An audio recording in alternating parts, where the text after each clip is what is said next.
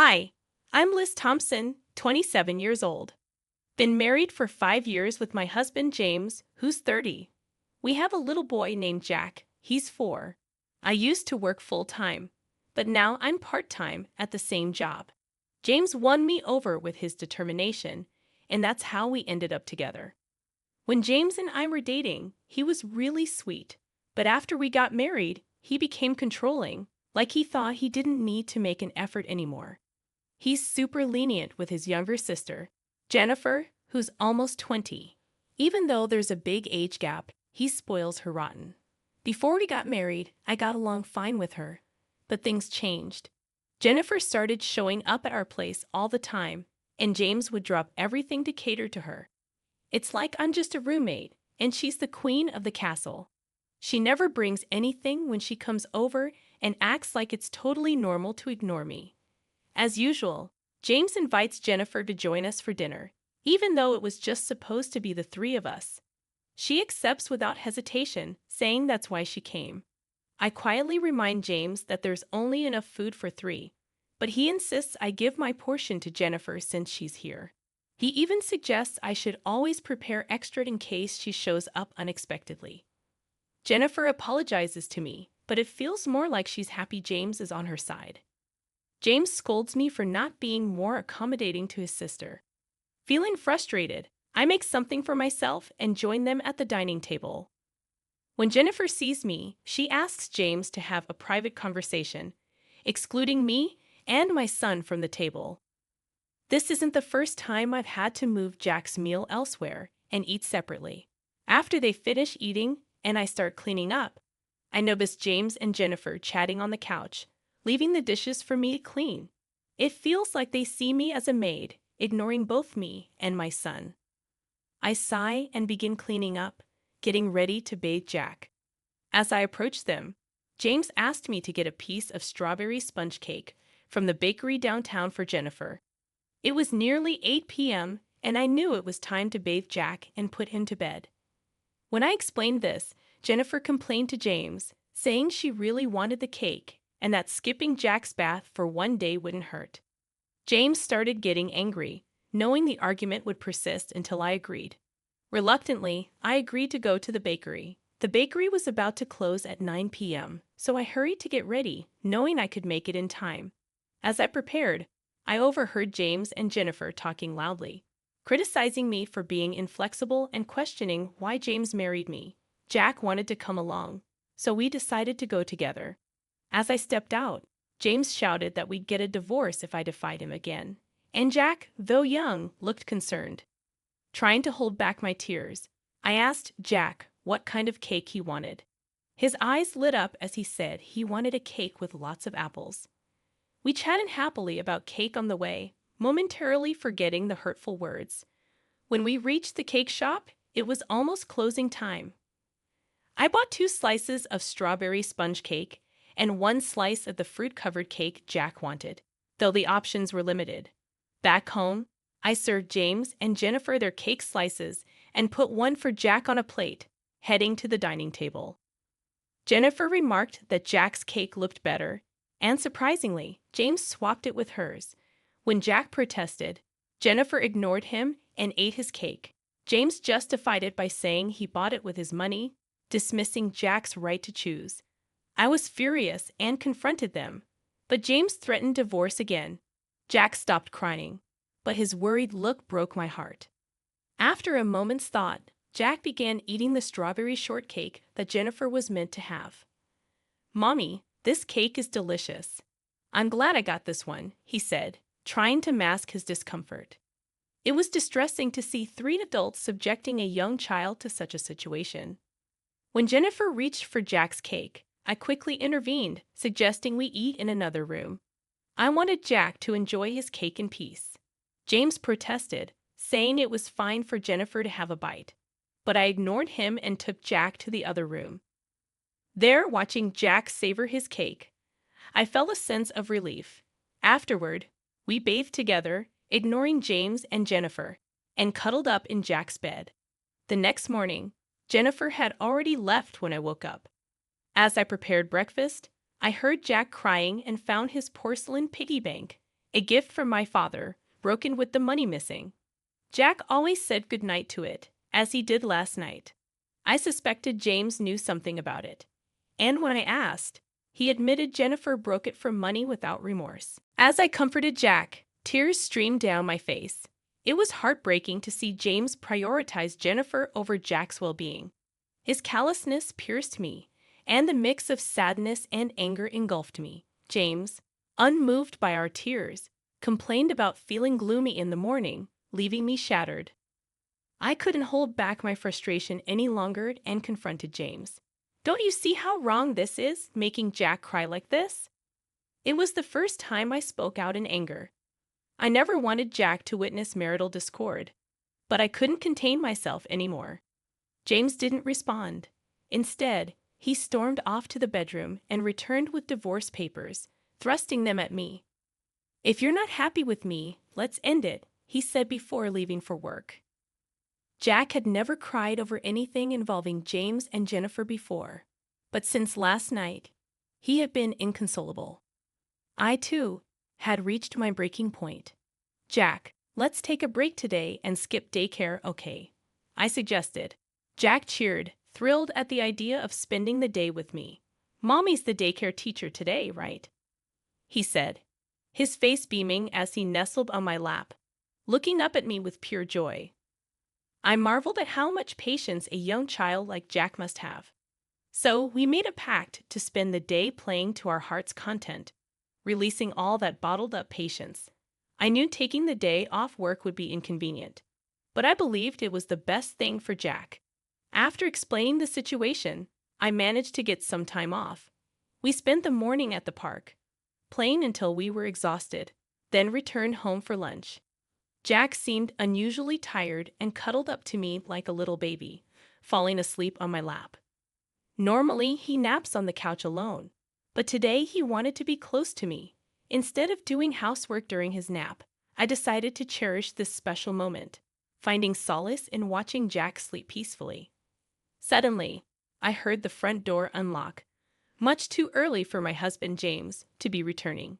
Instinctively, I grabbed a nearby bag and swiftly hid in the bedroom closet, holding Jack close. As I listened intently, I recognized the familiar voice of the intruder. It was Jennifer. She seemed to be searching for something, muttering in frustration. Why does she have a key? What is she looking for? I wondered anxiously. Peeking out from the closet, I observed Jennifer's movements and listened to her murmurs. After rummaging through various items, she made a phone call, expressing her inability to find whatever she was searching for. Mentioning bro, presumably James, she eventually left, locking the door behind her. The mystery of what Jennifer and James were seeking lingered in my mind. I carefully laid sleeping Jack on the bed and tried to make sense of what had transpired. Perhaps James and Jennifer were searching for something belonging to me, but I couldn't fathom what it could be. The whole situation left me feeling like James was a stranger, filling me with fear. Hastily, I packed Jack's things into the bag I had grabbed earlier. Just as I finished, Jack stirred awake. "Jack, let's go to Grandpa's house," I said, taking his sleepy hand. We hurried to the station and caught the train to my parents' home, just 2 stops away. Arriving unannounced, my parents were surprised to see us. Once Jack was home, he happily engaged with our family dog, bringing a sense of normalcy to the unexpected visit. As we discussed what had happened with my parents, I shared my feelings of fear and explained the situation. I speculated that Jennifer might have been searching for my banking card from my single days, and my parents agreed it was a possibility. You see, I used to run a successful online shop for handmade goods back then, which later expanded with the help of my friends in the same business. Even after getting married and having Jack, I continued to manage the business part-time from home, with my friends overseeing its day-to-day operations. Surprisingly, I hadn't told my husband that I'm still the president of the company, although he knows about my previous success in starting a business when I was single. I'm still employed at my company, but I've kept it hidden from my husband. He believes I've stepped down from my role as president and now work part-time. There's a reason for my secrecy. After we decided to marry, I learned he spends his entire salary with no savings. He expected me to quit and become a full-time homemaker, offering only $300 for groceries. I couldn't agree to this. After heated discussions, we compromised on me working part-time. But that wasn't all. He had me sign a legal document, limiting my claims to marital assets, making me feel financially trapped. Even after our child was born, I only received money for groceries, while I covered clothing and daycare expenses. My compliance may have led him to believe I still have savings for my single days, explaining why they're searching for my old banking card. Furthermore, I've been quietly saving for our child by diverting a portion of my salary to a separate account. It's clear they're after the banking card for financial reasons. There's no other reason for those siblings to be searching, but I'm cautious with my valuables, like my banking card, so even if Jennifer or my husband search, they won't find anything. The bigger issue is Jennifer having a key and unrestricted access to our home, a situation my husband seems fine with. My father suggested keeping my banking card at our family home, so I followed his advice and secured it in our family safe. However, he raised another concern. Why is he so desperate for money? While discussing this with my parents, Jack approached us tearfully, admitting he had broken the piggy bank from my father and failed to save money in it as promised. My father was furious, his face turning red with anger. My father was on the verge of calling my husband to express his anger when my mother intervened. Let's confirm if the banking card is their real objective, she advised. Acting hastily without evidence could backfire, especially considering my husband's casual mention of divorce. He might exploit the situation, painting us as the wrongdoers to gain leverage in a divorce. So we decided to record their conversation to uncover their true intentions and consulted our family lawyer, a longtime friend of my father. Once home, I began preparing dinner as my husband arrived. I discreetly started recording on my phone, placing it face down. As expected, his first question was about the banking card's whereabouts. When I pressed for his reason, he evaded the question, growing frustrated when met with silence. My sister's in trouble, so hand over all your part-time earnings, he demanded. I refused, explaining I was saving for our child. In response, he pulled out a signed divorce paper from his bag and thrust it at me. You can't even manage without me, yet you're arrogant. It's fine not to save for our child anymore, he sneered, implying his sister took precedence over Jack. Without another word, he left me stunned. I halted my dinner preparations, stashed the divorce papers in the bag I'd readied earlier at my parents' house, and took Jack's hand, heading for the front door. If you leave now, don't bother coming back. I mean it, my husband warned. I don't want to return to a house where Jennifer can come and go freely, he added. With that, I left the familiar confines of our home. My husband bombarded me with calls and emails, all of which I ignored as I made my way to my parents' house. There, I played the recorded conversation for my parents and showed them the divorce papers my husband had handed me. They asked what I wanted to do. I admitted I'd reached my limit of patience and love, but Jack's well-being was my primary concern. My parents suggested divorce might spare Jack further emotional harm, but they also acknowledged the potential for new wounds. Lost in contemplation, Jack mentioned he was hungry, prompting my mother to whip up his favorite meal, hamburgers. She had anticipated our arrival and stocked up on ingredients accordingly, ready for us to return home at any moment. Tears streamed down my cheeks uncontrollably. I couldn't contain them. Jack's delighted reaction to the hamburger was heartwarming. I wish Grandma could make these every day, he beamed, sharing his joy with my mother. That's because each bite is filled with love, she responded tenderly. Then, Jack fed me a piece, insisting it was filled with love and urging me not to cry. It was too much. I cried even harder, seeing Jack's concern for me. My father intervened, telling Jack these were tears of joy because I was so happy with his sweet gesture. He explained it gently, shielding Jack from any worry. Then my mother hugged Jack, moved by his innocence. I glanced at my father, noticing his struggle to hold back tears, his emotions mirroring mine. When I remarked on the beauty of family, Jack surprised me. Dad says his family is just Jennifer, but my family is Grandma and everyone else, he said, drawing a contrast. My father agreed, emphasizing our bond. Then, with a playful gesture, he asked if we wanted to be a family forever, lifting our spirits with his humor. Reflecting on our joyful meal, I realized it had been too long since we had relaxed together like this. It was a moment of clarity. I needed to proceed with the divorce. I explained my decision to Jack slowly, fearing his reaction. Surprisingly, he seemed relieved, finding solace in staying with the family. Even our older dog, back at my parents' house, received a warm embrace from Jack, who declared him his little brother. With clarity and determination, I knew what had to be done next. It was time to take action. The next day, I made arrangements to meet with my father's friend's lawyer to discuss my situation and finalize my decision to divorce. That night, Jack opted to sleep with my father and our faithful dog, Max. Meanwhile, I shared a bed with my mother, reminiscing about childhood stories until we both drifted off to sleep. The following morning, I reluctantly powered on my phone to find an overwhelming number of missed calls and emails from James, over 200 in total. His messages oscillated between harsh criticisms and desperate pleas for forgiveness, leaving me unsure of his true intentions. With a heavy heart, I decided to switch off my phone once more. In the afternoon, my lawyer arrived, and we delved into the details of my situation, reaffirming my resolve to proceed with the divorce. After thorough discussions, we officially signed the necessary paperwork, and my lawyer assured me he would meet with James the following day. 2 days later, the lawyer returned to my parents' house, and I eagerly inquired about the outcome. To my surprise, it transpired that Jennifer had a severe shopping addiction and frequented male strip clubs, borrowing a substantial sum of money from loan sharks with James as her guarantor.